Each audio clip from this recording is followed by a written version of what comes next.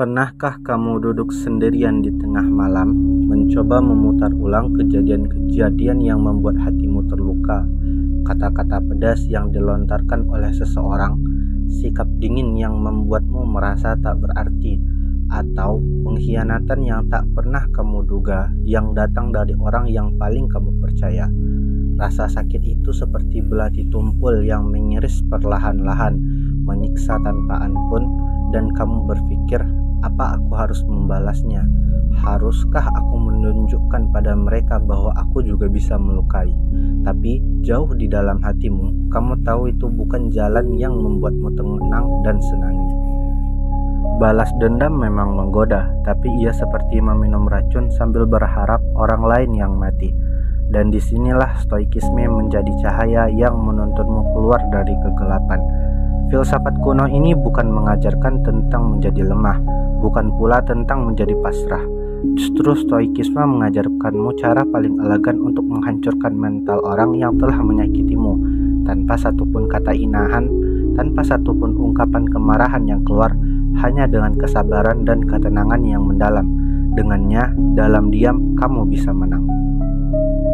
Selamat datang di channel ini, tempat di mana kamu belajar menjadi kuat, tenang, dan tak tergoyahkan dalam menghadapi berbagai ujian kehidupan.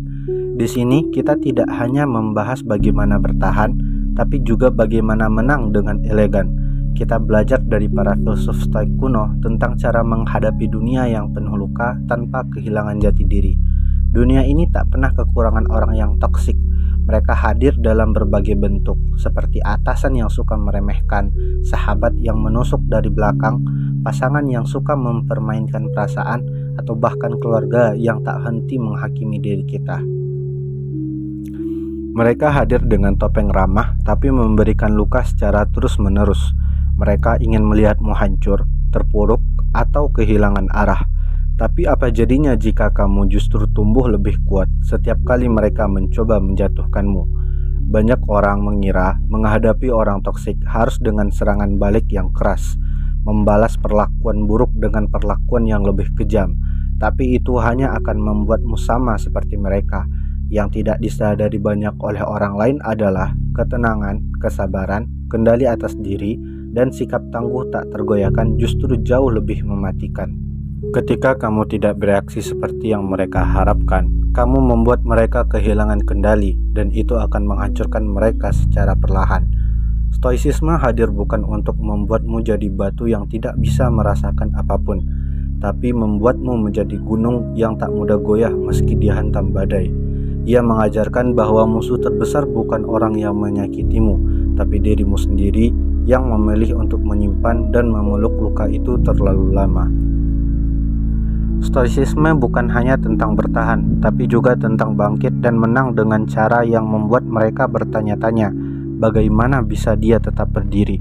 Ketika kamu mulai memahami bahwa harga dirimu tidak ditentukan oleh opini orang lain, kamu mulai bebas. Ketika kamu menyadari bahwa reaksimu adalah kekuatanmu, kamu mulai menang. Dan ketika kamu memilih untuk tidak membalas, tapi memperbaiki dirimu sendiri, kamu bukan hanya menang, kamu telah menghancurkan mereka secara mental. Jadi dalam konten kali ini kita akan bahas bukan hanya bagaimana menghadapi orang toksik, tapi bagaimana membuat mereka kalah secara mental dengan elegan. Sebelum kita masuk lebih dalam ke cara menghadapi mereka, mari kita pahami dulu akar permasalahan yang seringkali tidak terlihat di permukaan. Kita semua pasti pernah berada di posisi di mana kita merasa diremehkan, dipermainkan, disalahkan, bahkan dihancurkan secara emosional oleh seseorang yang seharusnya memberikan dukungan. Orang toksik hadir di sekitar kita dengan cara yang licik dan seringkali tak terduga. Mereka bisa menyamar dalam bentuk perhatian, kepedulian, atau bahkan cinta, namun ujung-ujungnya menyedot energi dan kepercayaan diri kita perlahan-lahan. Menghadapi orang toksik bukan perkara mudah. Mereka lihai memainkan emosi, menggiring opini, dan menekan harga diri tanpa kamu sadari. Mereka bisa membuatmu meragukan diri sendiri, mempertanyakan nilai dirimu, bahkan membuatmu merasa bersalah atas sesuatu yang bukan kesalahanmu. Yang lebih menyesalkan adalah ketika orang lain tidak melihat sisi gelap mereka. dan kamu malah dianggap berlebihan. Kamu terjebak dalam lingkaran setan yang membuat realitasmu menjadi kabur.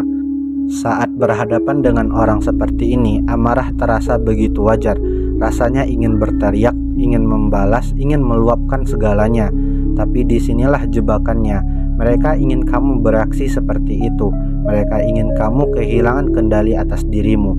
Karena saat itulah mereka merasa menang. Mereka menggunakan tenagamu untuk memperkuat posisi mereka. Dan jika kamu ikut bermain ke dalam arena itu, kamu akan kalah dengan aturan yang mereka kuasai. Maka disinilah stoicisme masuk. Bukan sebagai jalan menghindar, tapi sebagai strategi yang elegan, seperti seorang pendekar yang tahu kapan harus mengayunkan pedang dan kapan harus diam. Stoicisme bukan untuk mereka yang lemah, tapi untuk mereka yang cukup kuat untuk tidak dikendalikan oleh provokasi. Dalam filosofi ini, diam bukan kelemahan, diam adalah perlawanan tertinggi. Ketika kamu bisa tenang di tengah badai, kamu bukan hanya bertahan, kamu sedang memenangkan pertempuran batin. Kenapa harus stoik? Karena stoicisme memberikan kamu alat untuk tidak kehilangan dirimu sendiri di tengah serangan emosi orang lain. Ia mengajarkan bahwa kamu sedang tidak bisa dikontrol oleh mereka, tapi kamu selalu bisa mengontrol dirimu sendiri. Dan saat kamu menjadi pribadi yang tidak bisa digoyahkan, orang toksik akan merasa kehilangan kuasa, mereka akan runtuh oleh kehinanganmu. Berikut adalah 6 langkah sederhana tapi luar biasa kuat yang akan membantumu membalikkan keadaan. Ini bukan langkah balas dendam biasa, ini adalah seni perang batin ala stoicisme. Dengan keteguhan hati, pengendalian diri, dan keanggunan dalam mengambil tindakan, kamu bisa membuat orang yang telah menyakitimu kehilangan kendali. Bukan karena kamu membalas mereka, tapi karena kamu sudah tidak lagi bisa mereka sentuh. Pertama, tetap tenang saat mereka berusaha memprovokasi. Saat mereka mencoba memancing emosimu, tersenyumlah, diamlah. Jangan bereaksi seperti yang mereka harapkan, karena sesungguhnya reaksi emosional adalah makanan mereka. Mereka hidup dari drama, tumbuh dengan konflik, dan merasa berkuasa saat kamu kehilangan diri. Ketika kamu tetap tenang, kamu memotong pasokan energi mereka. Kamu membuat mereka kelaparan secara mental dan emosional. Bayangkan mereka seperti api yang menyala dan reaksimu adalah bensin. Semakin kamu membalas, semakin besar apinya. Tapi begitu kamu tidak memberi bahan bakar apapun, diam, netral, bahkan menunjukkan senyum kecil, apinya perlahan padam. Dan saat itulah mereka merasa frustasi. Mereka mulai meragukan kekuatannya sendiri. Mereka merasa kehilangan kendali. Ketenangan bukan hanya bentuk pengendalian diri, tapi juga pernyataan paling tajam yang bisa kamu buat. Kamu sedang mengatakan, kamu tidak punya kuasa atasku. Ini adalah bentuk perlawanan tanpa suara yang justru menggaung paling dalam. Dan inilah mengapa poin ini begitu mematikan. Karena saat kamu tenang, mereka mulai merasa tidak penting. Mereka tidak tahu bagaimana cara lagi untuk menjatuhkanmu. Keheninganmu menjadi bayangan yang menghantui mereka lebih dari teriakan apapun. Kedua, jangan memberi validasi pada ucapan mereka. Orang toksik hidup dari reaksi. Mereka ingin memastikan bahwa setiap kata yang mereka lontarkan dapat menembus pertahananmu, merusak hari-harimu, dan membuatmu meragukan siapa dirimu sebenarnya. Mereka bukan hanya ingin menyakitimu, tapi juga ingin melihat dampaknya. Mereka tahu bahwa mereka punya kuasa atas perasaanmu. Maka setiap kali kamu menunjukkan bahwa kata-kata mereka menyakitimu, mereka merasa menang. Validasi itu adalah bahan bakar bagi ego mereka. Namun saat kamu tidak bereaksi, saat kamu bersikap acuh dan tetap menunjukkan bahwa kamu percaya diri, bahagia, dan tidak tergoyahkan, itulah saat mereka merasa hancur. Kamu seperti cermin yang tidak memantulkan bayangan mereka, dan itu membuat mereka gelisah. Karena bagi orang toksik, perhatian dan pengakuan, bahkan yang negatif, adalah cara mereka merasa ada. Bayangkan, mereka seperti pemain sandiwara yang membutuhkan tepuk tangan untuk merasa berarti. Tapi kamu justru meninggalkan teater sebelum pertunjukan selesai. Kamu tidak menyoraki, tidak mengkritik, tidak bertepuk tangan. Kamu hanya pergi. Ketika kamu tidak memberikan tempat di pikiranmu untuk mereka, kamu mengusir mereka dari panggung utamamu. Itulah mengapa ini begitu mematikan. Diam tapi percaya diri adalah serangan paling menusuk karena kamu menghapus peran mereka dalam ceritamu, dan itu menyakitkan lebih dari balasan apapun. Ketiga, fokus pada pertumbuhanmu sendiri. Tak ada yang lebih menghancurkan bagi orang toksik selain melihatmu terus berkembang tanpa perlu menyebut nama mereka, tanpa perlu membalas satupun kata yang mereka lontarkan. Ketika kamu sibuk memperbaiki hidupmu, mereka seperti bayangan yang perlahan kehilangan bentuk mereka, kehilangan peran sebagai penghalang, bahkan lebih dari itu, mereka merasa tidak penting. Dan bagi orang yang ingin menjadi pusat segalanya, perasaan itu sungguh sangat menyakitkan. Bayangkan orang toksik seperti bayangan gelap yang ingin terus menutupi sinarmu. Tapi begitu kamu menyala terang, semakin terang kamu bersinar, semakin tidak berarti keberadaan bayangan itu. Mereka tidak bisa lagi menenggelamkanmu dalam keraguan, rasa takut, atau luka. Justru mereka akan merasa tersingkirkan oleh keberhasilanmu, karena dalam diam kamu telah membuat perbandingan paling menyakitkan. Dengan kamu yang terus naik dan mereka yang tetap stagnan, pertumbuhanmu adalah ancaman bagi mereka.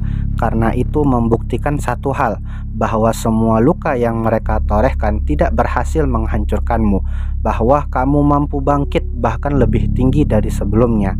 Dan itu membuat mereka merasa gagal sebagai pihak perusak. Mereka mempertanyakan diri mereka karena tidak lagi bisa mengendalikan hidupmu. Maka setiap langkah maju yang kamu ambil, sekecil apapun itu, adalah cambuk psikologis bagi mereka. Ini kenapa fokus pada pertumbuhanmu bukan hanya menyelamatkan dirimu, tapi juga cara paling elegan untuk membuat mereka hancur dalam diam. Keempat, bersikap ramah tapi dengan batasan yang tegas. Jangan membalas dengan kebencian.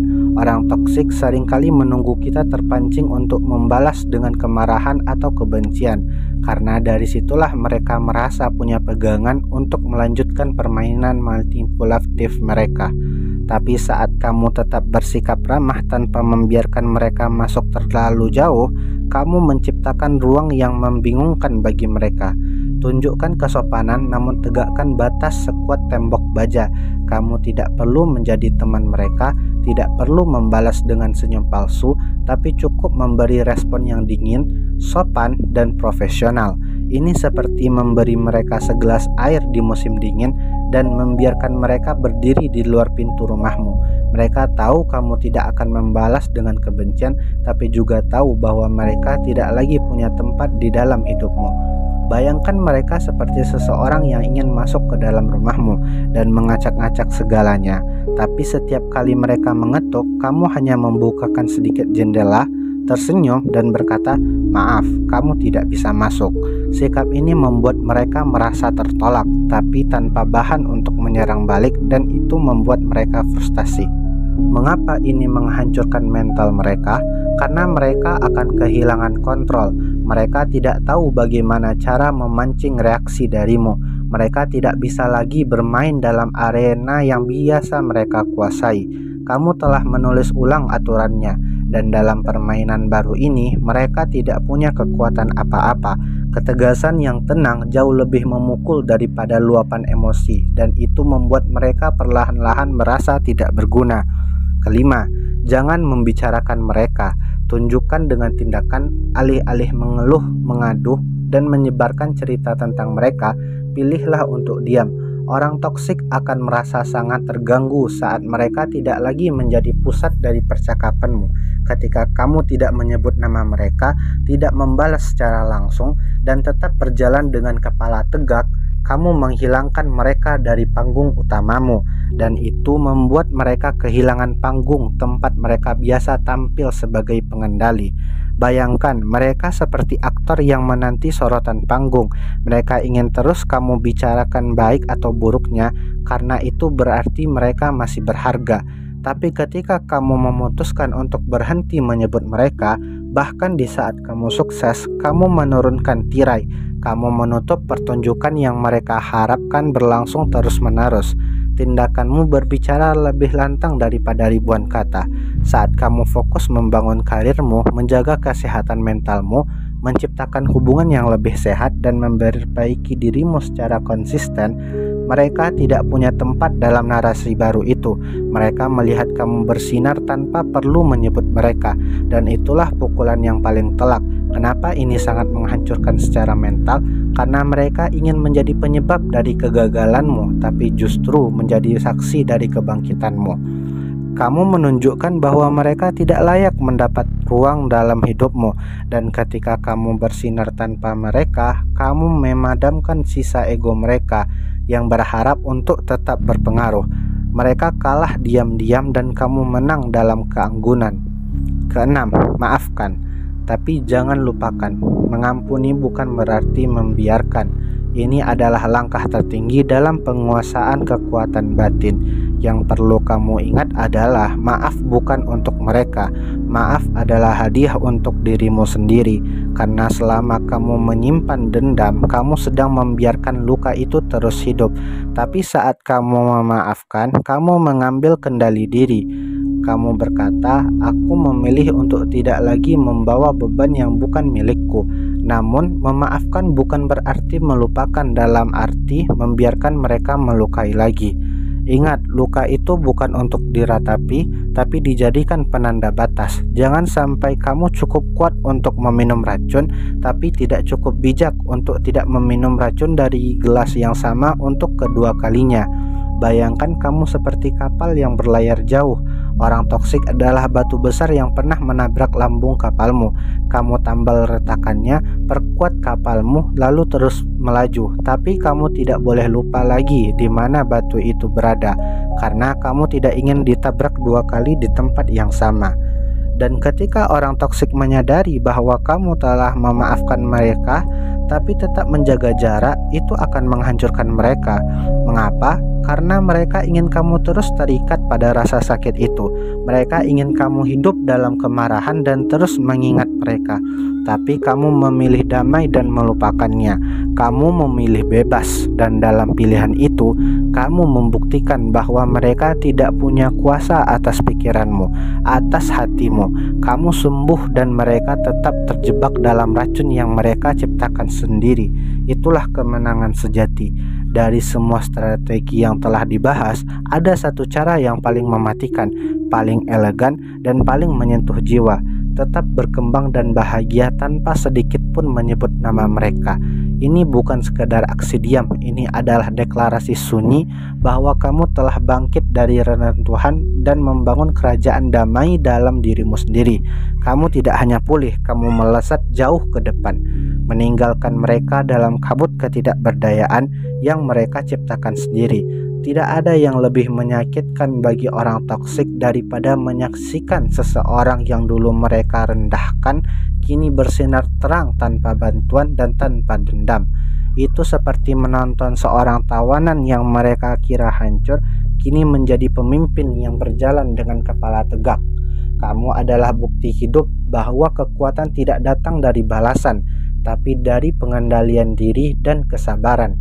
Ini bukan sekedar kemenangan, ini adalah pengingat pahit bahwa mereka telah kehilangan kuasa selamanya. Bukan karena kamu melawan mereka, tapi karena kamu tidak lagi menganggap mereka layak untuk diperjuangkan. Dan dalam dunia orang toksik, dilupakan lebih menyakitkan daripada dibenci. Bayangkan dirimu seperti benih yang pernah diinjak-injak. Orang toksik mengira mereka telah menguburmu, tapi mereka tidak tahu kamu adalah benih yang sedang ditanam. Dan kini kamu tumbuh menjadi pohon yang rindang dengan akar yang dalam dan daun yang menundukkan banyak jiwa.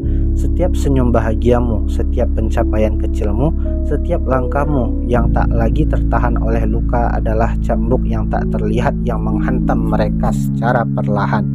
Mereka ingin kamu tetap rusak, tapi kamu membuktikan bahwa kamu mampu menjadi indah tanpa harus membalas.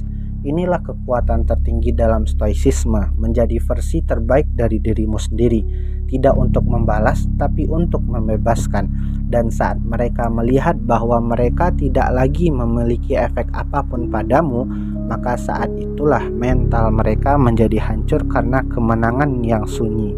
Sekarang mari kita simpulkan semua pembahasan dalam satu kesadaran penuh makna, Bagian ini adalah kesimpulan yang merangkum kekuatan sunyi dari stoicisme, bukan untuk membalas tapi untuk menang dengan kedamaian. Menghadapi orang toksik bukan perkara siapa yang paling keras atau yang paling tajam lidahnya, tapi siapa yang paling bisa berdiri teguh tanpa perlu menghancurkan. Siapa yang mampu tetap berdiri tenang ketika dunia mencoba memprovokasinya ke titik terendah. Disitulah kemuliaan seseorang diuji, bukan dalam serangan tapi dalam penguasaan diri. Dan stoicisme memberi kamu semua alat itu. Ia bukan sekedar filosofi tapi cara untuk hidup, sebuah jalan menuju ketenangan yang kokoh, kendali diri yang membebaskan, dan kebebasan emosional yang membuatmu tidak lagi mudah dijatuhkan. Ini adalah kekuatan sunyi yang tidak mencolok tapi sangat menghantam bagi mereka yang berniat melemahkanmu. Kita seringkali salah sangka bahwa kemenangan hanya bisa dicapai jika orang lain kalah di hadapan kita. Tapi sesungguhnya kemenangan sejati adalah saat kamu tidak lagi terikat oleh luka yang mereka tinggalkan. Ketika kamu bisa berjalan tanpa beban, tertawa tanpa kepura-puraan, dan mencintai hidupmu tanpa bayang-bayang mereka. Kamu telah menang bukan atas nama mereka, tapi atas dirimu sendiri. Itulah inti dari filosofi stoik yang telah kita bahas bersama. Mari kita lanjutkan dengan merenungkan apa makna sejati dari semua ini dan bagaimana prinsip-prinsip tersebut bisa menjadi cahaya di tengah gelapnya perlakuan orang toksik. Dan pada akhirnya, ketika kamu hidup dengan menggunakan prinsip-prinsip stoicisme, menjaga kendali atas dirimu sendiri, tetap tenang di tengah provokasi dan terus bertumbuh, kamu tidak hanya melindungi dirimu dari racun, tapi juga menjadi sumber inspirasi bagi orang lain. Kamu menjadi cahaya yang tidak padam meskipun ditiup badai. Mulailah hari ini, hentikan reaksi emosional yang mereka tunggu. Alihkan energimu untuk memperkuat dirimu sendiri. Bangun rutinitas yang sehat, kelilingi dirimu dengan orang-orang yang tulus, dan terus perbaiki kualitas hidupmu. Setiap langkah kecil adalah pukulan halus pada mereka yang ingin kamu gagal, dan setiap kebahagiaanmu adalah suara kemenangan yang bergema dalam diam. Bagikan konten ini jika kamu merasa sedang berada di titik di mana kamu butuh kekuatan untuk bertahan dari orang toksik. Bantu orang lain memahami bahwa balas dendam bukan satu-satunya jalan. Ada jalan yang lebih kuat, lebih elegan, dan lebih abadi. Jalan stoicisme. Saat kamu memilih jalan ini, kamu bukan hanya selamat, kamu menang dengan cara yang mereka tidak pernah duga. Terima kasih telah menyaksikan video ini. Semoga setiap narasi di sini menjadi pelita bagi pikiran dan penenang bagi hati. Jangan lupa untuk kembali lagi karena perjalanan menjadi kuat secara batin tidak berhenti di satu video, tapi dilatih setiap hari bersama-sama.